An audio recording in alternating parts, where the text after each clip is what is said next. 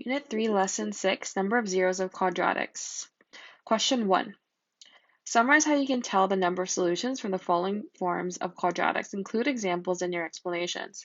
So first start off by writing the three forms of quadratics: the vertex form, the standard form, the factored form. So this is the vertex form, this is the standard form, and this is the factored form. Let's start off with the vertex form. So when would you have no zeros? And what is going to be true about some of these variables, right?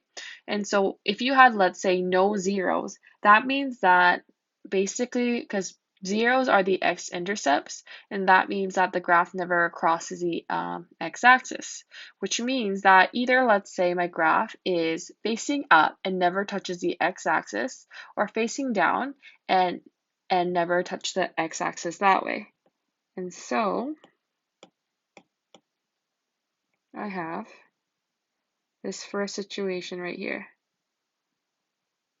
Okay, and so I have no zeros when a and k are the same side. So a is larger than 0, meaning it's facing up.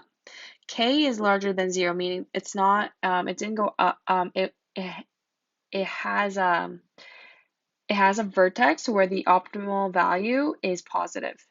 For the other part, a is less than 0 means that it's facing down, and k is less than 0, which means that the optimal value of the vertex is negative. So those are the scenarios that you have. Another situation you have is that you have two zeros. So when you have that case, then you have this. You have two zeros if a and k are opposite signs. So meaning, let's say if a is larger than the 0. So that means that I'm facing up, okay? My parabola is facing up like a smiley face. And then k is less than 0, which means that my vertex, my y of my vertex is negative. Okay, so that's one example, and it's showing that you have two zeros if a and k are opposite signs. When do you have 1 0? Well, you have 1 0 if the parabola has a vertex that is right on the x-axis. Okay, so you have 1 0 if k is equal to 0. So what that means is that the y of the vertex is 0. Standard form. For standard form, we usually consider the discriminant, meaning if we were to apply the quadratic formula, we want to look at the value under the square root, and that is called a discriminant. And so we're trying to figure out the discriminant, which is under the square root, which is the b squared minus 4ac. Okay, and what we're going to do is there's going to be three scenarios based on that.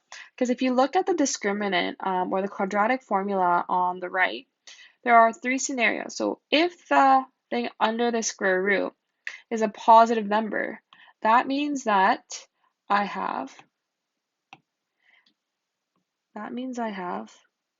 well, these three scenarios.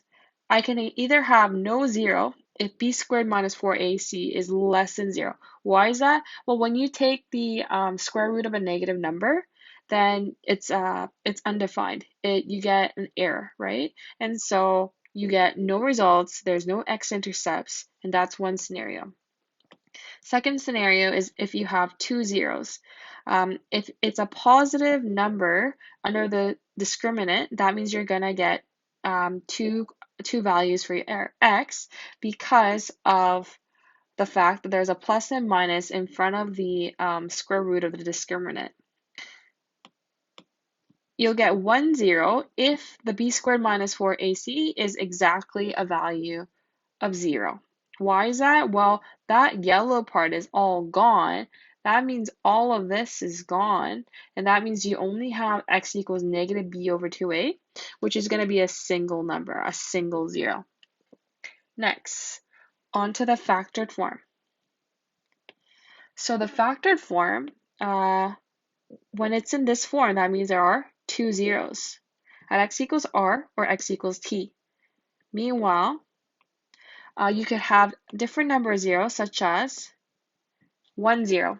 If you have it in the form y equals a bracket x minus r, y equals a bracket x minus r bracket squared, then you have 1, 0 at x equals r. Question 2. Find the value of the constant so that there is only 1, 0. So they have given me the equation in standard form. So I'm going to look at the scenarios for the standard form. And for standard form, I'm mainly looking at the discriminant. And so I'm dealing with the b squared minus 4ac value. And because they want me to have only 1, 0, I am really following this part, right? So what I'm going to do is I'm going to set b squared minus 4ac to equal to 0. So I want 1, 0, and so I have b squared minus 4ac equals 0. And so I'm going to plug in certain values. So within my equation, my a value is a -4. My b value is b. I don't know what that is. I'm trying to solve for that. And c is -10. So with that in mind, I'm going to start setting up. So I want discriminant to be 0. B squared minus 4ac equals 0. I'm going to plug it in, and then I'm going to continue from there. So my next step is going to be, I have b squared minus 160 equals 0. B squared equals 160. I want b by itself. I'm going to square root both sides. When I do that, I get a plus and minus on the right. And meanwhile, these parts are going to cancel out. I'm going to use an arrow, and I'm going to get b is equal to plus minus square root of 160. So we practice with radicals and simplifying it, and I'm noticing that 160 is comprised of a perfect square. So I'm going to break that apart. So b is equal to plus minus square root of 16 and square root of 10. Square root of 10 is, although divisible by 5 and 2, it doesn't consist of a factor that is a perfect square. So I'm going to take the square root of 16, and I get b is equal to plus minus 4 square root of 10. And that is my answer for b, and I found the value of a constant that works. So question 3. Consider a parabola that has 2 zeros.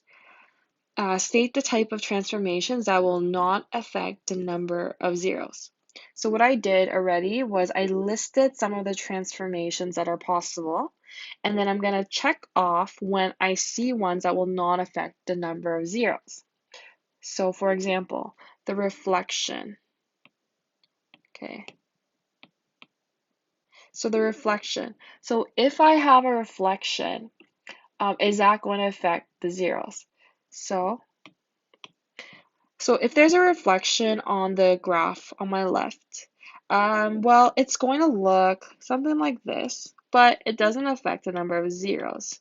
And so this will not affect the number of zeros. And I'm using check marks to indicate that those are the answers that I want. Shifts up and down. So if my graph goes up or down, well, if I shift it up in this case, it does affect the number of zeros. I suddenly have 0 instead of 2.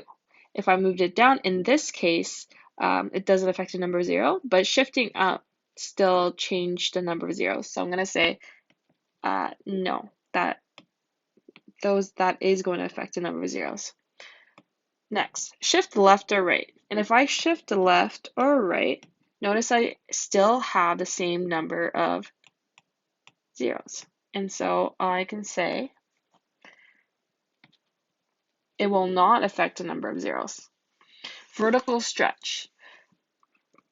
So if I have a vertical stretch, so that is looking like I'm making it very skinny, I'm pulling it up, that doesn't really affect the number of zeros. So I'm going to put a check again. And then meanwhile, I go to horizontal compression.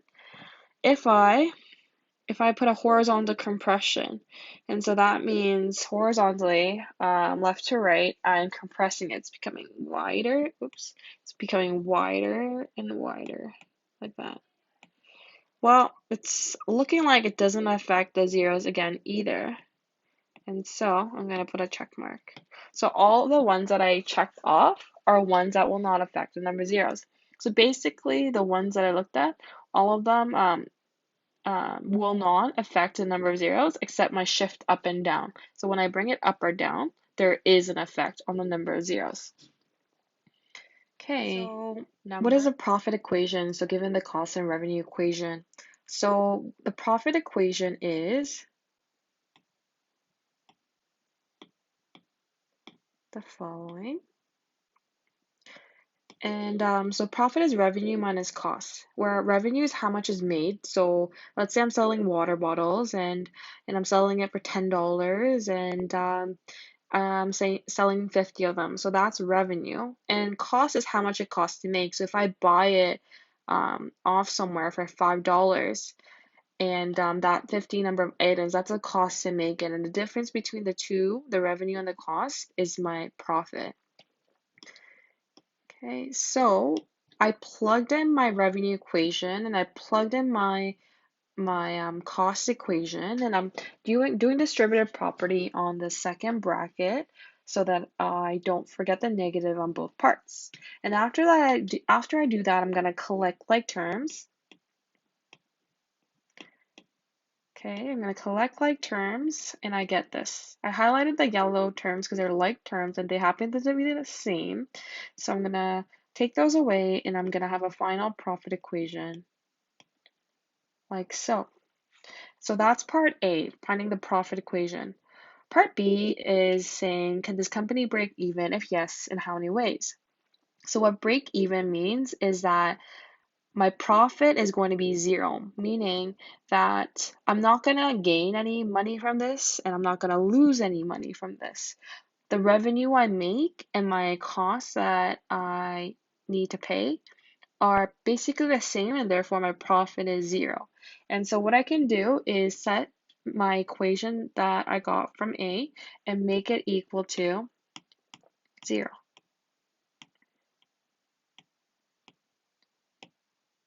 Okay, break even means profit equals 0. And so I set that equation to equal to 0, and I want to know number of solution because it asks how many ways is this company going to break even. So they're not really interested in my actual solution, but how many solutions. And so I'm looking right here in order to get the correct answer. And so basically, I'm going to find out what my discriminant is equal to. So I'm gonna find out my discriminant. So that's the discriminant formula. I'm gonna plug in my B value, which is negative 1500, my A value, which is negative 1, and C value, which is 0, and then plug it in. And I get this, which further simplifies to this. And notice it's a positive number. And what does that mean? So if I look to the top of the page, I notice that, well, if I have a positive number for my quadratic formula, that means that I have two answers for my solutions. Okay, so that means I'm going to have two answers. And therefore, yes, the company will break even for two different X items sold. Okay. So what's really going on is that algebraically you have negative b and then plus minus a square root of a positive number divided by 2a. So if you have plus minus of a positive number, you're going to get two different solutions for x. So that's number 4b. Number 5. Number 5, let's show a proof of the quadratic formula. So I'm going to need to start from the standard form equation. And from there, if I'm trying to solve for x, because that's what the format of the quadratic formula is, it's x equals something. That means I somehow want my x to be by itself. So that means I need to solve for the zeros of the standard form. And the reason I set y is equal to 0 is because we're dealing with x-intercepts. That means y is equal to 0. So that's the first part. All right, so I have done that. I wrote 0 equals the standard form. This is my plan. My plan is that in order for me to get x by itself, that means one, I need to go from standard to vertex. I need to make sure x is only appearing once. And once x appears once, I'm solving for x. So I'm going to apply, I'm completing the square, and I left the steps of completing the square on the side. So what I did was I took a value out from x squared plus bx. All right, that's the first step. My second step is my b over 2 bracket square step. Okay, and so I have this. So I have my b over a, which is my new b, and I have to divide that value by 2, because that's what my rough work says. So easiest way to do that is do b over a times 1 over 2, because that's the same thing as saying divided by 2. And so I square that, and that is equal to b squared over 4a squared. So that is the value I'm going to add and subtract inside the brackets. Okay, I have done that. According to my steps, I need to now subtract that value. I need to take the subtracted version, multiply it by the a, and then bring it to the outside. So I'm going to do that. So what is a times negative b squared over 4a squared? So I have this. I'm noticing that there's an a on the top and a squared on the bottom. That means that a divided by a squared, that part simplifies to negative b squared over 4a. I want to get x by itself because I want to eventually get x by itself. Let's see. I'm almost there. Basically, from the previous step to the next, I use the yellow highlight to help me factor because b over 2a times b over 2a does equal to b squared over 4a squared. B over 2a plus b over 2a is equal to b over a. Okay, so b over 2a plus b over 2a is equal to b 2b over 2a. Therefore, it is equal to b over a. All right, so I know that my factoring is okay. Okay, once I did the factoring, the reason that you see these little cross parts is because I'm trying to move those to the other side. Okay, so my next step is I'm trying to move those to the other side, and that's why I'm crossing those off so that I can successfully move those two terms to the other side. Okay, so at that point, I would have b squared over 4a minus c equals the rest of the things on the right. I want to get x by itself, doing BEDMAS backwards. That means I need to get rid of that a. How do I get rid of that a? I need to divide by a on both sides. Okay, easiest way to do that is sometimes instead of writing divide by a, it's the same thing as timesing it by 1 over a. So I'm doing that. That gets rid of the a on the right. And then I have the things on the left, and I'm going to start distributing it into the bracket. Okay, let's see my steps. Okay, so when I do that, b squared over 4a squared minus c over a equals x plus b over 2a bracket squared. I'm going to do a couple things at once. I'm noticing that there's an LCD of 4a squared on the left, so I'm going to multiply the top and bottom of c over a by 4a. Meanwhile, I'm going to square root both sides. So maybe I can do that step by step. So I have b squared over 4a squared minus 4ac equals x plus b over 2a bracket squared. I'm going to take the square root of both sides. That means I'll get a plus and minus on the left, and these will cancel out. I have plus minus b squared minus 4ac over 4a squared equals x plus b over 2a. I want to get my x by itself. But before I do that, I'm noticing that this part right here, I have a bunch of perfect squares within a radical or a perfect or a square root. So this part, I'm going to simplify the radical because the square root sign can be broken apart, meaning I have plus minus square root of b squared minus 4ac divided by square root of 4a squared equals x plus b over 2a. So the one on the bottom, that simplifies to plus minus b squared minus 4ac over 2a equals x plus b over 2a. Almost there. I'm going to subtract b over 2a on both sides. Okay. I have negative b over 2a plus minus square root of b squared minus 4ac over 2a is equal to x. I'm noticing that though, that the denominators are common. So these are common denominators. So I'm going to combine them. So I have negative b plus minus square root of b squared minus 4ac all over 2a equals x. Alright, and it matches up to the quadratic formula on the right.